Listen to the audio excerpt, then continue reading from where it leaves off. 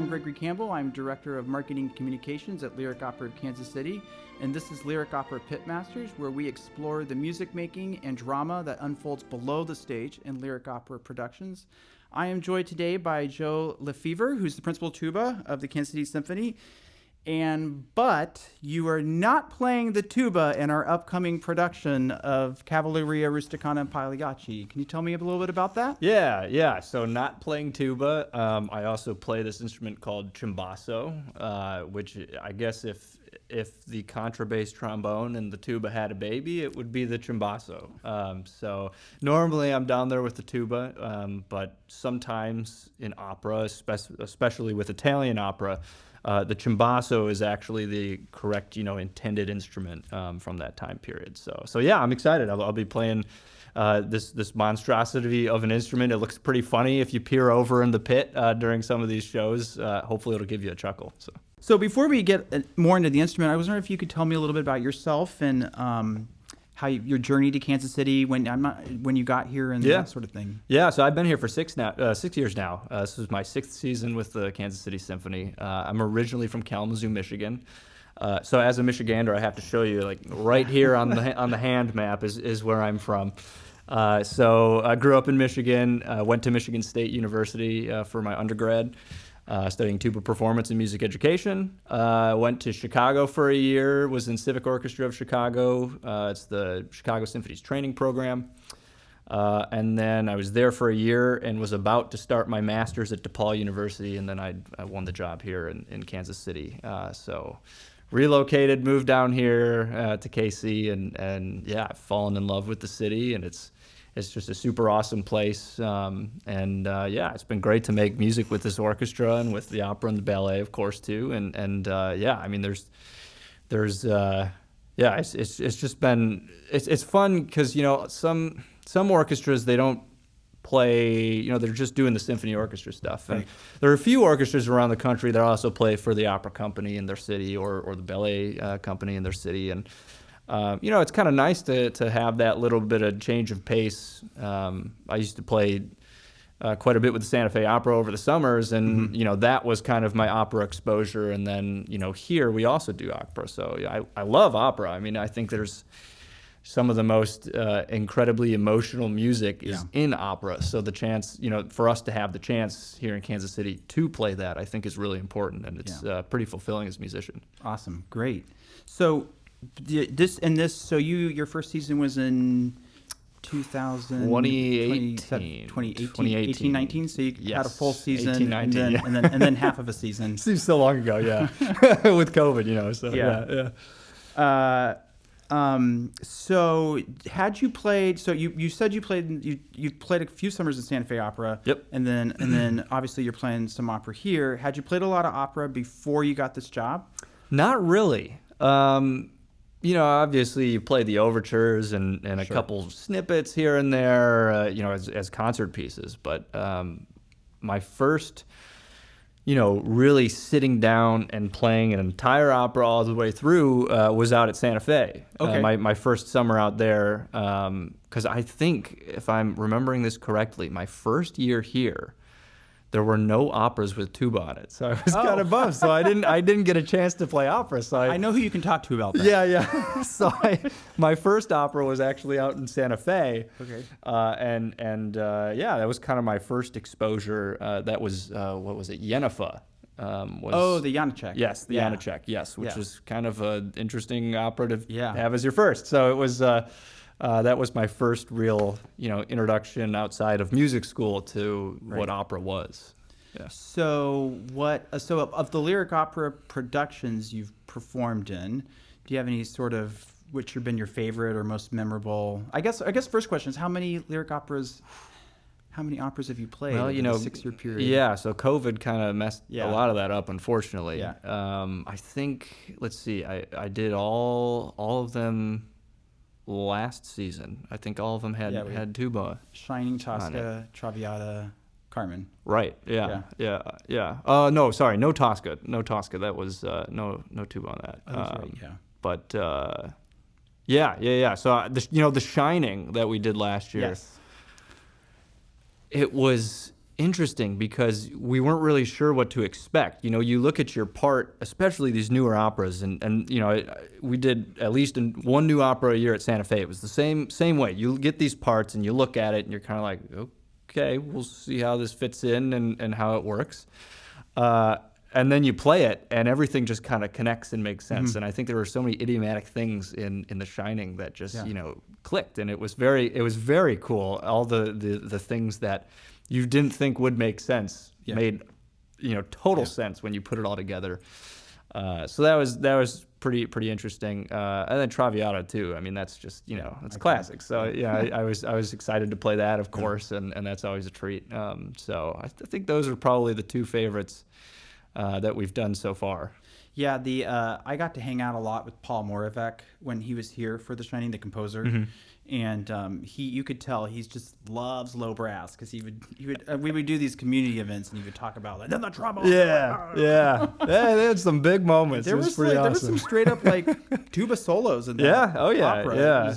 Yeah, and I think the coolest thing about that opera too is there's definitely the way Paul wrote it is just there were some truly frightening things happening in the music that obviously matched what's going on. The Shining is a pretty terrifying story, so it matched exactly what's going on stage, and that's kind of like the fun connection is what you're doing in the pit serves what's happening on stage, and it's kind of that's what makes everything so special. Yeah, great.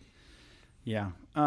So curious if you've between Santa Fe and here, you've got a lot of operas under your belt now.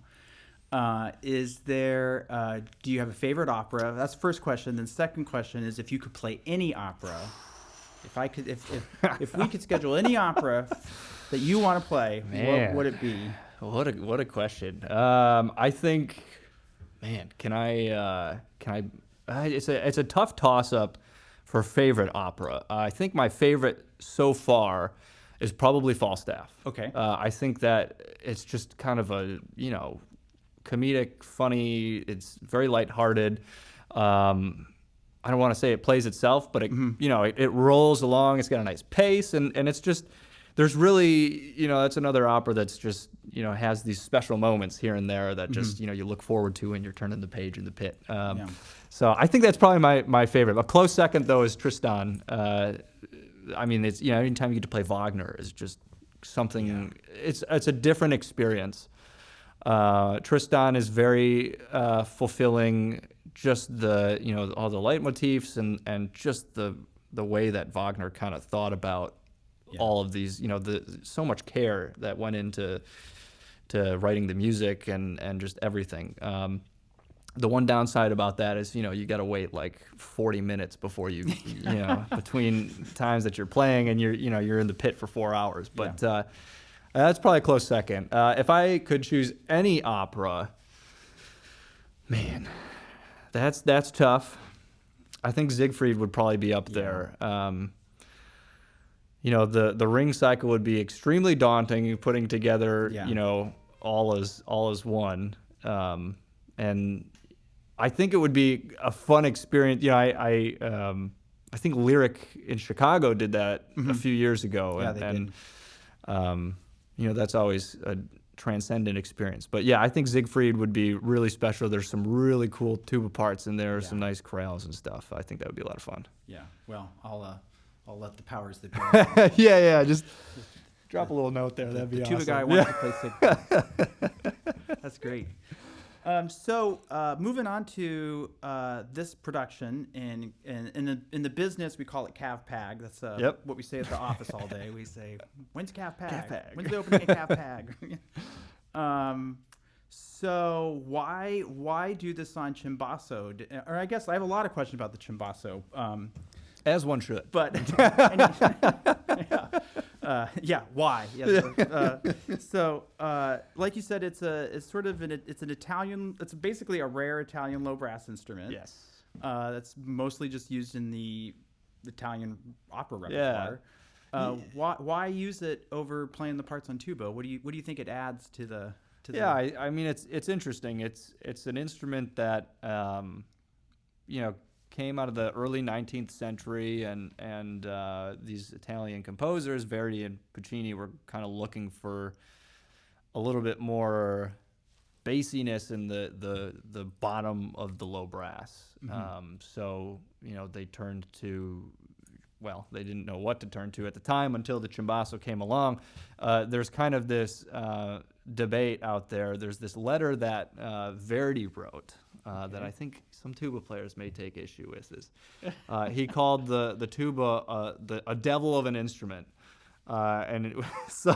So it's kind of been, the standard to play, things like Verdi and, other operas that came from that period on the cimbasso.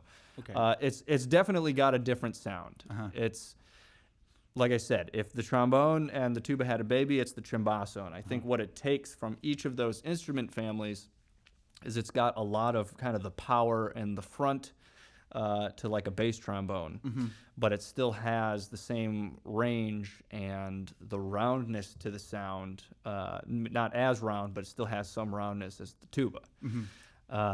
So its construction is more like a trombone, where you can kind of see all of the slides on it are the same size until it gets to the bell. Whereas with tuba, it's a slow, gradual, it slowly and gradually gets larger, kind of like a French horn. Yeah, they call it, was that cylindrical versus conical? Exactly, yeah. So, I mean, that's kind of what's going to make the difference in sound. It's more aggressive. It's a lot easier to get some pretty heavy accents on it, which is pretty fun, I gotta say. And I think for these operas, even going through some of these parts sometimes and looking at things, there's just something so distinct about how you hear these operas are, from an artistic standpoint and from, historical performances. And it's just got that sound that is right. It sounds, and it doesn't have that sort of weighty, expansive sound as a tuba, does, kind of like Wagner has in his operas. It's Italian opera. It's light. It's oftentimes lighthearted, and that kind of lends itself to the cimbasso. And it's got this sort of raucous quality too. Like there's one of the excerpts you will play for us today. Is this sort of crazy scene. It's like all these triplets against these duplets, and it's just really chaos. It's sort of chaotic. It's like cacophonous. Yes. So so technically, what's hard about it? What's going to make your workday tougher as we get in? Because have you guys rehearsed? Have you? Not yet. Rehearsals? Coming up soon. Yeah. Next week. Yeah. So it's. I think it's definitely a different feel than playing the tuba. Going back and forth between the two, it's pretty, a pretty stark difference. The cimbasso can either be played with a specific cimbasso mouthpiece or a tuba mouthpiece. Oh, okay. Which is kind of interesting because most of the time, and some of the other major opera companies in the United States, it's the tuba player that's going to play the cimbasso, but every once in a while it's a trombone player who will play it. They usually prefer the contrabass trombone or cimbasso mouthpiece, and the tuba players obviously will use the tuba mouthpiece. So I don't have to worry about too much with the mouthpiece, but the way that the instrument plays, it just feels like there's, if you push too hard, you kind of got to let the instrument play itself. If you push too hard, you kind of run up against this wall, and it's kind of, where is this fine line of too far and not enough, and sometimes these instruments can be a little squirrely pitch-wise, so you're kind of playing around with different fingerings on the valves, and I have probably 3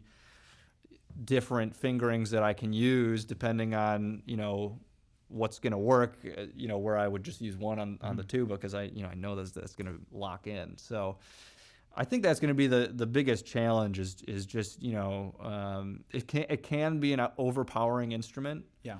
So making sure that you know where that line is and being able to blend with the rest of the orchestra, I think that's going to be the most difficult part. Yeah.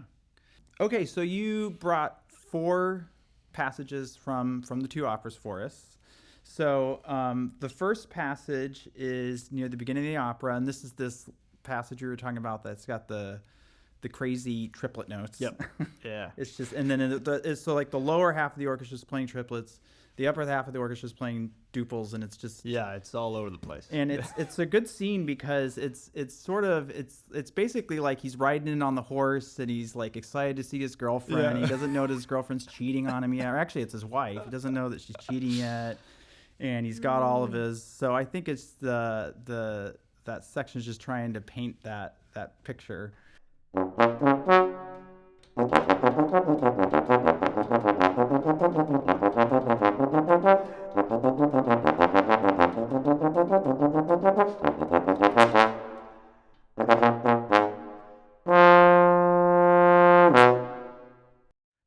And then, so can you tell us a little bit about the difference in sound between playing it on the cimbasso versus the tuba? Yeah, I think in my part, every single triplet note is accented. Oh wow! Everything throughout that passage is basically like to the fore. So in the with the cimbasso, being able to get that front kind of like a trombone does, that kind of helps that bass line cut through a little bit more, because it's really odd the way in like that excerpt of the opera. When I was looking through it and learning it, you've got kind of like, everything on top is kind of doing its own thing. Is the bass line that's actually the most, the most difficult thing that's going on in the orchestra, and the important part. So being able to cut through a little bit more with the cimbasso is pretty important there. And on tuba, you can still cut through a little bit, but it doesn't quite have that front and that kind of meatiness that like a bass trombone would have. It's a little bit more rounded and a little bit nicer. Yeah.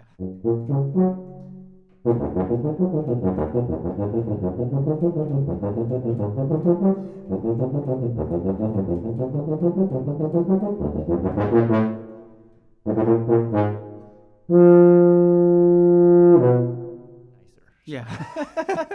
But it loses that kind of that angst and that kind of like you were mentioning, like riding a horse, like that kind of like motion and that energy moving forward. So that's why the cimbasso it's nice to have that for that part. Yeah. So the next section from Cavalleria Rusticana, it's a lot to say. The cav part of and cav. if you work at an opera company, you're saying it all day. Right. This section is so cool.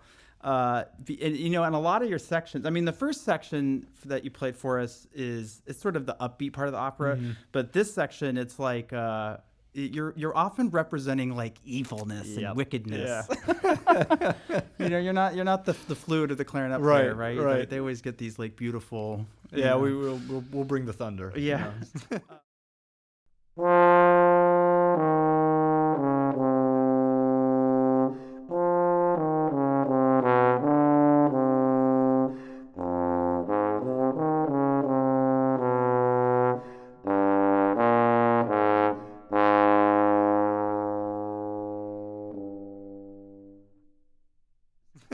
But this section is so great because I wrote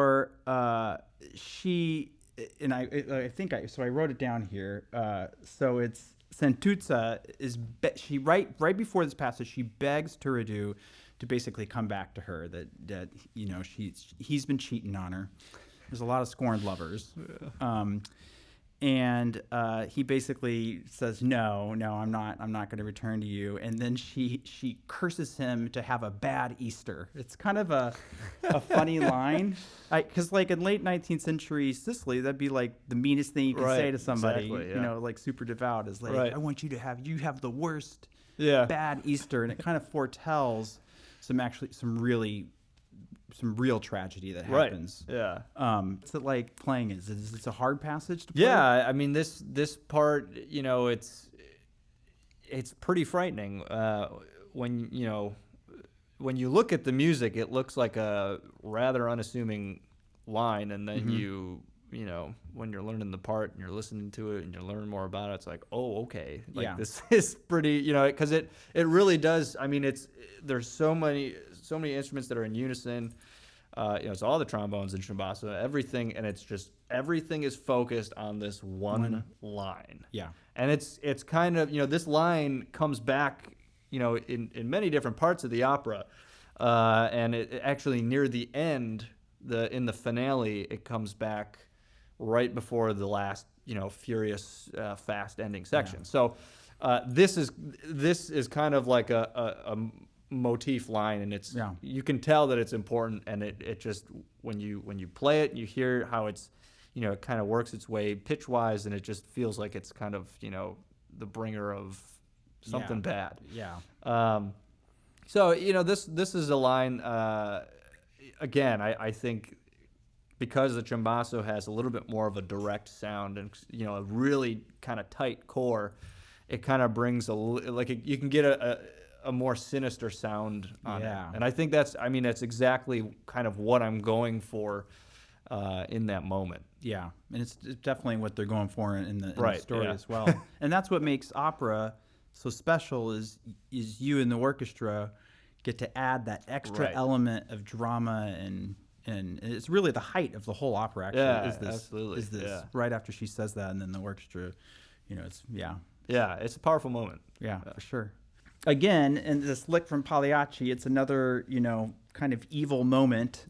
And I actually looked up the translation, because this is lick. You say Netta is saying, "Snake that you are, go. Now that you have shown what you are, Tonio the half-wit." I mean, she's really laying it on this guy. Your soul is like your body, filthy and deformed. Like, it's so mean. And then the cimbasso. Yes, yeah. It's interesting. It's cimbasso and trombone in octaves, and it's the very first impact two notes are tritones, an A and an E flat. So, which in music, if you studied music, the tritone is kind of like the mark of the devil. Like it's kind of like this evil interval. So it's very appropriate that that's kind of how this passage starts, and it's kind of this aggressive, massive thing. And then it's interesting because then the voice comes in, and though in my part it's marked forte throughout this whole passage, just knowing how things are going to work and that we still need the story to get heard, I'll back it off quite a bit just so that line is still there, and the voice is kind of matching those pitches too, but the dynamic's going to come back quite a bit just so we get the story out there. But yeah, I mean, it's again this kind of it's kind of, I guess it's kind of unfortunate that with tuba and low brass and of course cimbasso, it's usually when we're playing something bad is happening, or it's like something big, evil, whatever.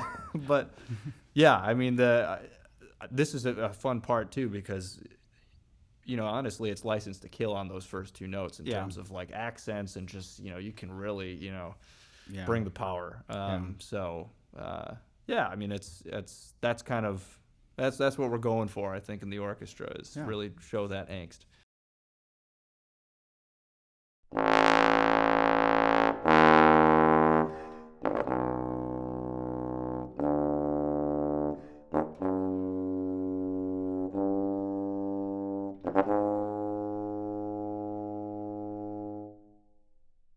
Yeah, great.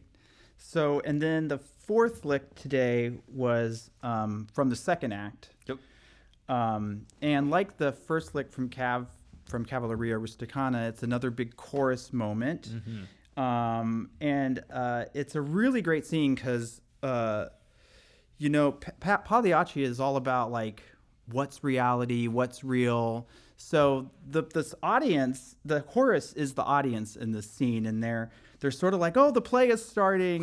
This is so exciting. Look, and like, oh, look, they're fighting in the play, calling for help. Quiet there, sit down. We're trying to watch the show. Right. But what people don't realize is the violence is actually happening. Like, there's actually something really bad happening. And the writing in the orchestra does such a great job of just bringing all that drama to life. Yeah, it's a fun portion of it's getting close kind of to the end, and it's this, you can feel the energy on stage because of the chorus. Whenever there's a lot of stuff going on stage, on stage, then you can really kind of feel that energy in the pit too.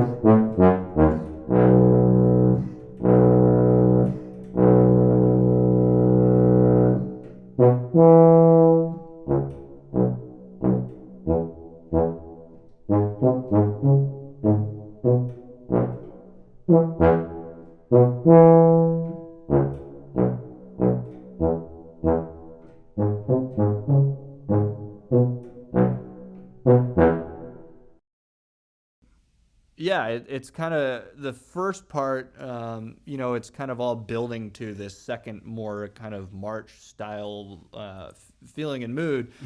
And the bass line is kind of, we've got all these running eighth notes that are kind of, creating this line that then takes us to these three low Bs.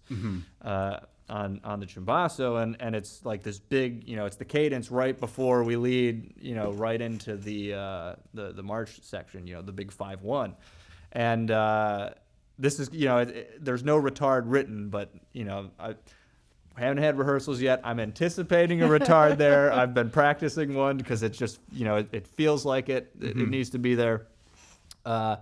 And yeah, it's again, it's being able to kind of, especially in this cadential moment, just being able to kind of sit on these low Bs and get that kind of fat trombone sound. And then we go off into the march, and it's this very, it's very up and light music, and again, this one you'll hear on cimbasso and tuba, and I think in that march section, it's pretty easy to tell the difference between the two instruments. The tuba is definitely more rounded and a little bit more weight and a little bit, just a very round sound. And the cimbasso is a little bit more direct, a little bit more light, and then the accents are pretty, like the difference between the non-accented notes and accented notes on the cimbasso is pretty different. Whereas on tuba, they're different, but they're still the same sound. So I don't know if that makes sense, but hopefully you'll be able to hear it. But yeah, the accents are again, it's, you can really kind of, it's almost like throwing a dart at a balloon. Yeah, you throw the dart and hit the balloon, and that's it. Like that's, and that's kind of the accent on the cimbasso. So again, another moment where it just kind of, the operas were written to be played on this, and it just it makes sense. Makes sense. Yeah. Great. Thank you so much today, Joe, for speaking with us about the cimbasso in our upcoming production. And if you would like to see Joe perform the cimbasso in Cavalleria, Rusticana, and Pagliacci, come to the Kaufman Center September 23rd through October 1st. You can get more information at kcopera.org.